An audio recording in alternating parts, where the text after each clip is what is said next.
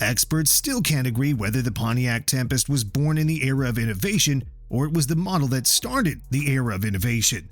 In any case, it's one of the most important cars of its time, a car that established a whole new movement in the American automotive community, a car that set the foundation for legends like the GTO and Firebird, and pretty much every muscle car ever produced.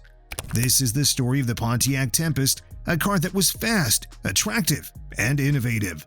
This is the story about the dawn of the muscle car. Creating a legend.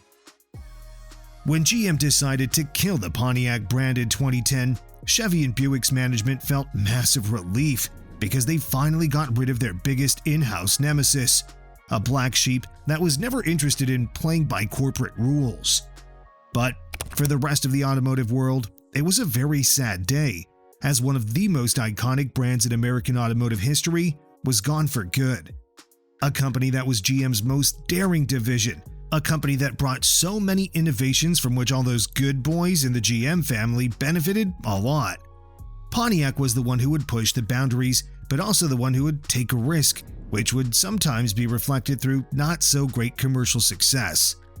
In this video, we bring you one of these stories about the long-forgotten legend that never became as glorious as the GTO or Firebird, but certainly is one of the unsung heroes of the iconic brand. Some even see it as the model that started it all.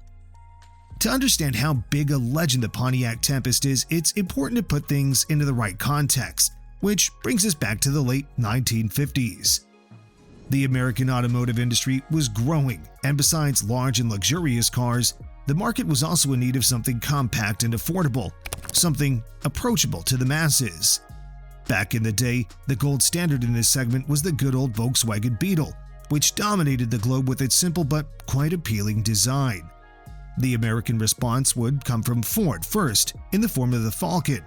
Soon after, Chrysler came up with the Valiant, while GM eventually developed a model called the Corvair. It was a simple, rear-engine, air-cooled compact car, and GM had the idea to rebadge it and sell it under the other brands as well with minimal modifications. But Pontiac management got offended. After all, this was an upscale brand in the family, a brand a step above Chevy. Pontiac didn't want to play with its reputation by adding the price for a vehicle that's essentially a Corvair, a car that Pontiac's general manager called a vehicle without visual appeal or any distinctive feature and doesn't even feature a Pontiac engine. Pontiac's design team, led by John DeLorean, had something else in mind.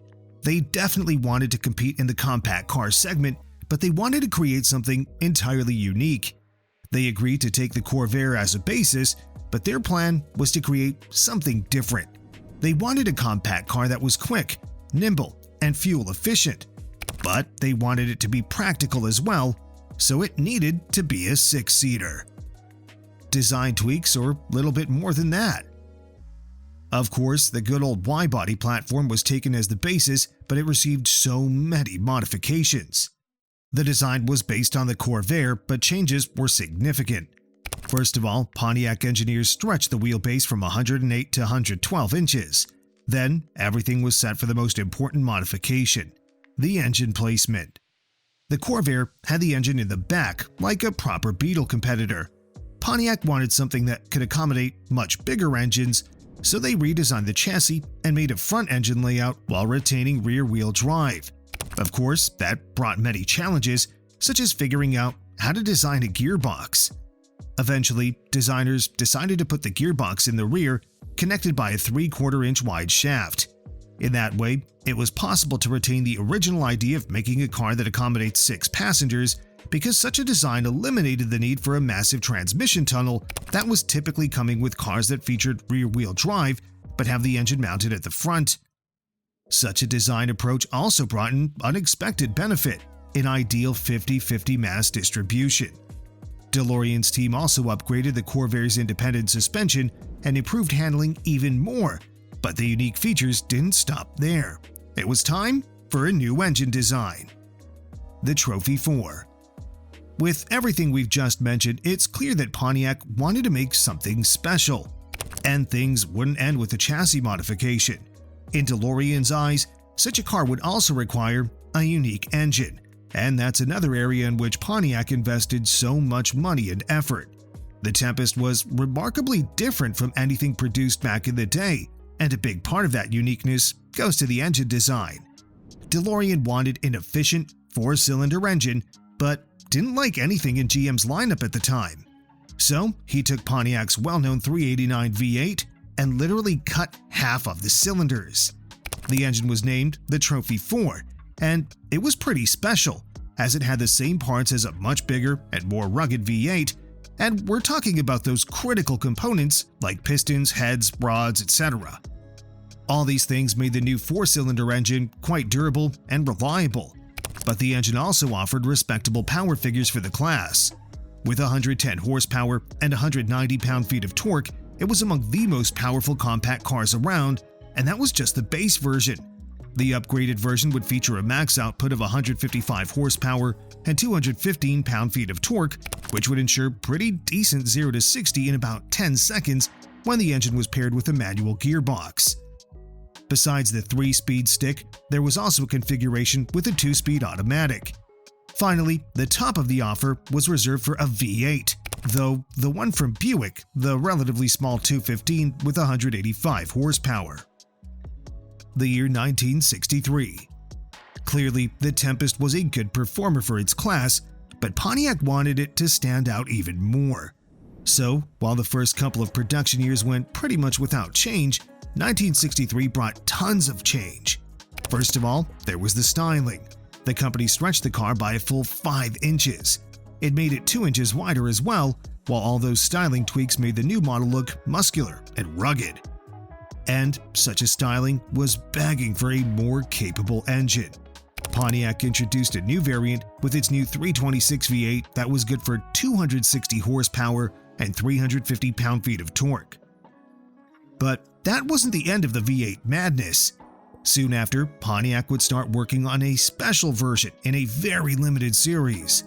The variant with 421 cubic inch V8s was introduced in the so-called Super Duty Tempest, with only 6 units produced. Well, that engine was good for about 405 horsepower and 425 pound-feet of torque, and that wasn't the end of modifications.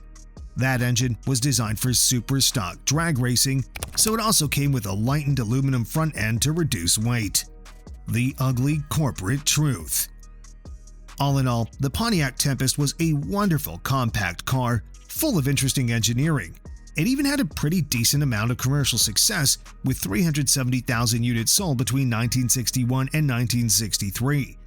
But apparently, that wasn't enough to carry on in the same way, and the replacement in the form of a second generation came already in 1964 with a completely new design.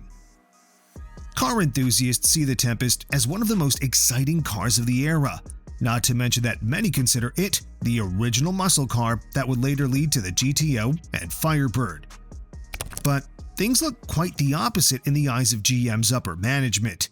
They didn't love Pontiac's Lone Rider approach because it was completely the opposite of GM's famous streamlined production that's based on the usage of the same parts for a broad range of models. The Tempest was too unique to match GM's corporate culture, and that's what killed it.